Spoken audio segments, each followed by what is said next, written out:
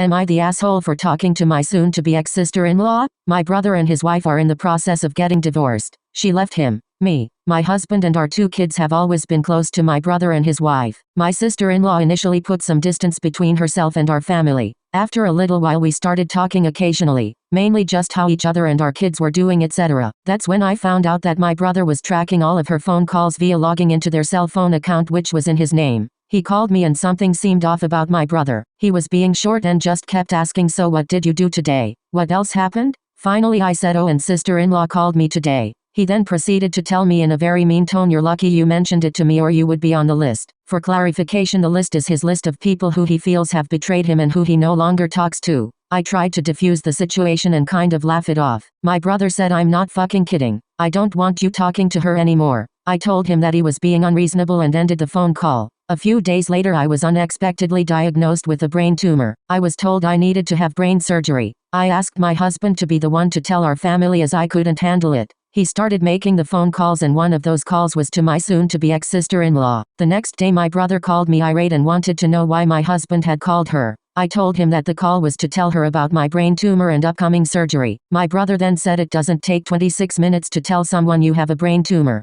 My brother then told me that I am dead to him. He blocked my number and blocked me from all social media. Since then I have had my surgery and am doing well. He never reached out before or after the surgery. My daughter, 14, texted him on his birthday to wish him a happy birthday. He never responded to her. This hurt my daughter. It hurts me that he is taking it out on my kids. My dad keeps telling me that my brother is going through a lot right now and he will get over it soon. I told my dad it's not about my brother getting over it since I did nothing wrong. I feel my brother is in the wrong for the way he is treating me and my kids during a very hard time in my life. Am I the asshole? Edit. I did tell my sister-in-law that he was tracking her calls. She now has a new phone number and her own cell phone plan.